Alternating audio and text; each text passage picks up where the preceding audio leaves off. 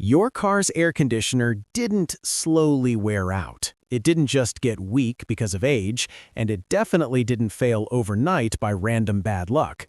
When an AC system suddenly stops blowing cold air, something specific already went wrong, often weeks or even months earlier. Most drivers never realize this because the system stays just good enough to hide the problem until it crosses a threshold. That's the moment warm air shows up, and by then, the damage path is already set. I've personally seen simple $40 issues turn into full AC system replacements costing over $2,000. Not because the problem was severe, but because the warning signs were misunderstood or ignored. Understanding why cold air disappears is the difference between a minor repair and a catastrophic bill. One of the biggest myths in automotive repair is the idea that AC systems fail suddenly. Drivers say, "It was ice cold yesterday and dead today, so something major must have broken." In reality, automotive air conditioning almost never fails instantly. It fails quietly, gradually, and invisibly. Think of it less like a light switch and more like blood pressure.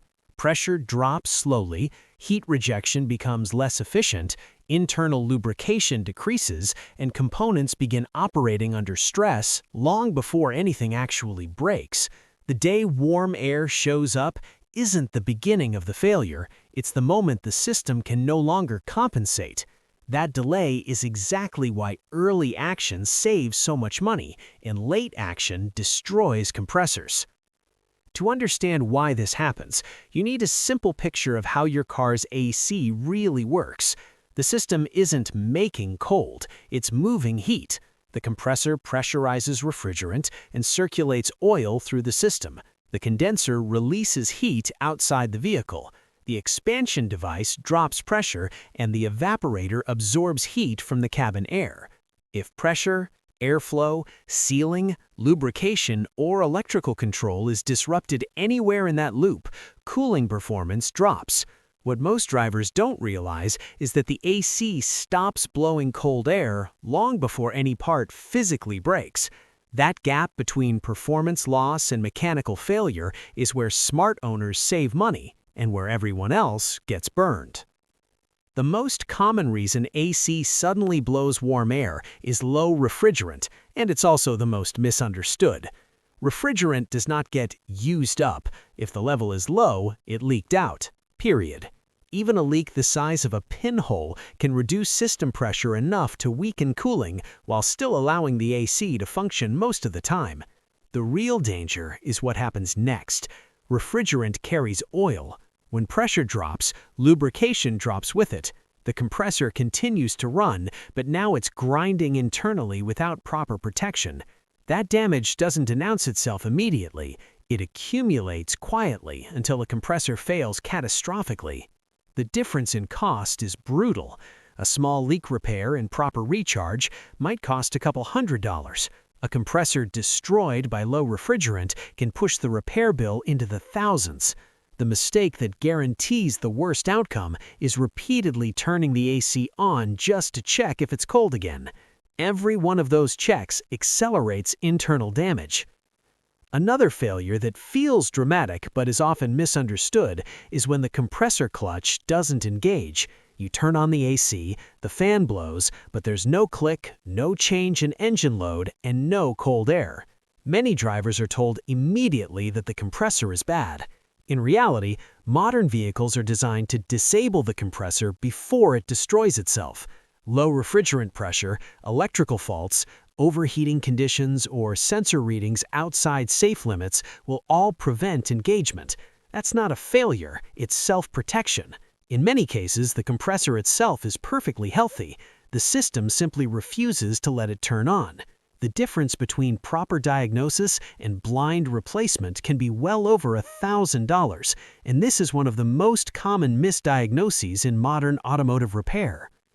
Then there's condenser airflow, one of the most overlooked and climate-dependent causes of AC failure. The condenser sits at the very front of the vehicle, where it relies on outside air to dump heat. Bugs, road debris, Bent fins, plastic bags, or even an overheating radiator can block airflow enough to cripple cooling. What makes this confusing is how it behaves. At highway speed, the AC may work reasonably well because airflow increases naturally.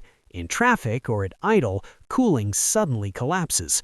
To the driver, it feels random. In reality, the system is overheating because it can't release heat fast enough. Modern vehicles make this worse with tighter grille designs, smaller condensers, and higher heat loads from turbocharged engines. Cleaning or correcting airflow issues can be inexpensive. Ignoring them can overheat the system and destroy major components. This is where many repair shops jump straight to expensive conclusions, not because they're dishonest, but because AC diagnostics take time. Measuring pressures, checking temperature differentials, testing electrical signals, and verifying airflow can take an hour or more. Replacing parts is faster and more profitable. Without understanding how AC systems fail, drivers are vulnerable to unnecessary replacements, and once major components are replaced without fixing the root cause, the cycle repeats. By this point, one thing should be clear. When your car's AC stops blowing cold air, it's almost never random, and it's almost never sudden. It's a warning. The system is telling you that pressure, airflow, or control has already drifted outside safe limits. Whether that warning turns into a minor repair or a catastrophic bill depends entirely on what happens next, and the failures we haven't talked about yet, the ones that cycle, mislead, and quietly destroy compressors, are where most drivers make the most expensive mistakes. By the time most drivers realize their air conditioner isn't working properly, the system has already been protecting itself for a while. Modern vehicles are far more intelligent than people give them credit for, and many AC failures are not failures at all. They're intentional shutdowns. When sensors detect abnormal pressure, excessive heat, voltage instability, or cooling fan problems, the system disables the compressor to prevent destruction. To the driver, the AC feels dead. To the car, it's self-preservation. The problem is that this protective behavior often gets misdiagnosed, and once the wrong repair path begins, costs escalate rapidly. One of the most confusing failures drivers experience is when the AC works perfectly for a short time, then suddenly blows warm air, only to return to cold again later. This pattern feels mysterious, but it has a very specific cause: a frozen evaporator. Inside the dashboard, moisture condenses on the evaporator core as it cools the cabin air. When refrigerant levels are low, airflow is restricted, or temperature sensors are inaccurate, the evaporator can drop below freezing. Ice forms, airflow becomes blocked, and cooling stops.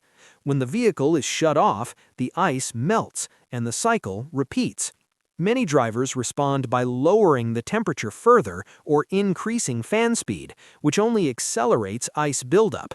Left unresolved, these freeze cycles place enormous strain on the compressor and dramatically shorten its life. What could have been a small sensor replacement or airflow correction turns into a four-figure repair simply because the pattern wasn't recognized. Another failure that tricks even experienced drivers is the blend door actuator. In this case, the AC system may be producing perfectly cold air, but you never feel it.